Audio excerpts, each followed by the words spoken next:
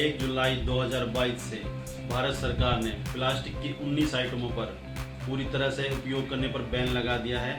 उपयोग करना ही नहीं बल्कि बेचने पर, स्टोर करने पर, एक्सपोर्ट करने पर पूरी तरह से अवैध घोषित कर दिया है।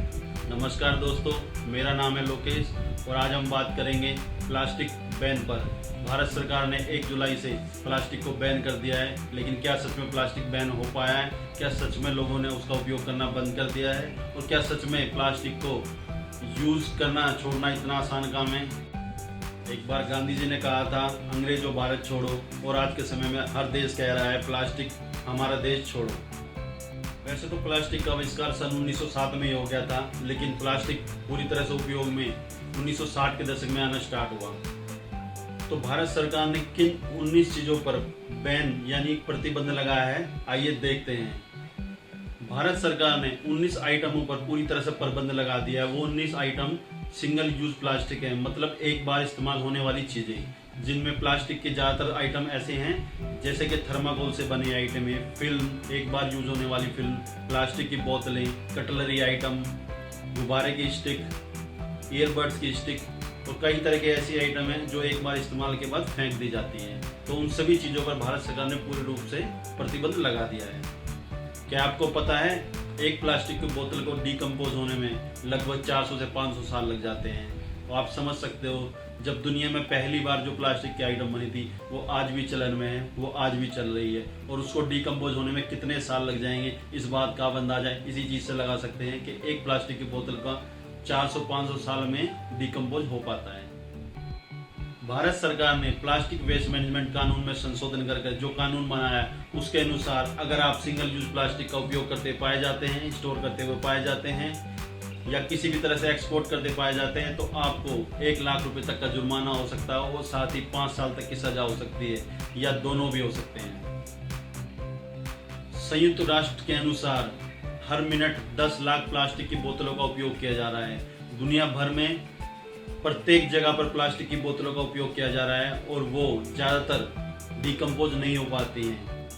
भारत में हर महीने 2.5 lakh ton single use plastic का उपयोग होता है। सिंगल यूज प्लास्टिक एक प्रकार का जहर है।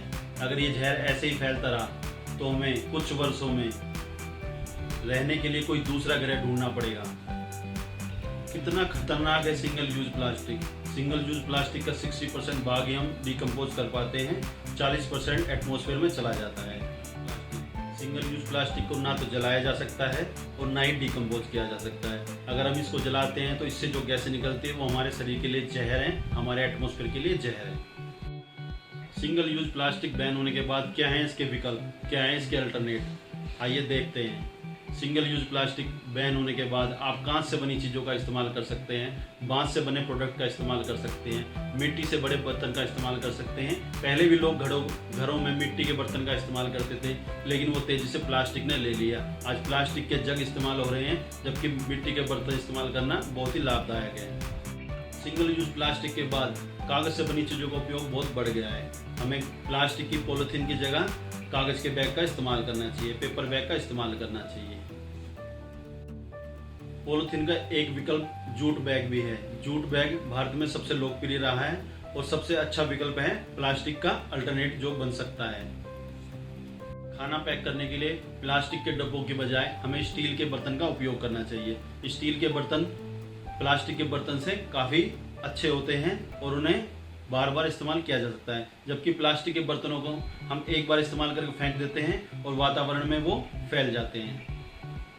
पिछले महीने ही दिल्ली सरकार ने एक प्लास्टिक विकल्प मेला प्रयागराज स्टेडियम में लगाया था, जब प्लास्टिक से बनी चीज़ों का अल्टरनेट ढूंढा जा रहा था। प्लास्टिक से बनी चीज़ों को ख़त्म करने के लिए उसके विकल्प की तलाश की जा रही है। जब तक सिंगल यूज प्लास्टिक का कोई विकल्प नहीं मिल जाता, हमें उसका अल्टरनेट ढूंढते रहना चाहिए। प्लास्टिक को पूरी तरह से बैन करना मानव जाति के लिए अभी संभव नहीं है, क्योंकि बहुत सारी आइटमें प्लास्टिक की हम उपयोग कर रहे हैं। हम जिस गाड़ी में जाते हैं उसमें प्लास्टिक है, हम सुबह उठते हैं जिस ब्रश से ब्रश करते हैं उसमें प्लास्टिक है, हम किचन में जो इस्तेमाल करते हैं उसमें प्लास्टिक है, घर में बनी ज़्यादातर चीज़ों में प्लास्टिक का इस्तेमाल हो रहा है, चाहे बच्चों के खिलौने हों, हर चीज़ में प्लास्टिक का उपयोग हो रहा है। तो अब इसे आप कैसे रोक पाएंगे?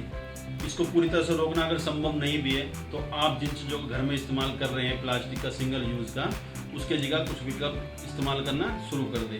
खास तौर पर किचन में जो आइटम आप इस्तेमाल करते हैं उनमें प्लास्टिक का उपयोग ना करें। खुद से एक संकल्प लेना पड़ेगा कि प्लास्टिक को मैं इस्तेमाल नहीं करूँगा। प्लास्टिक को मैं मानता हूँ पूरी तरह से अभी बैन करना थोड़ा मुश्किल है, लेकिन हमें कोशिश करते रहना चाहिए।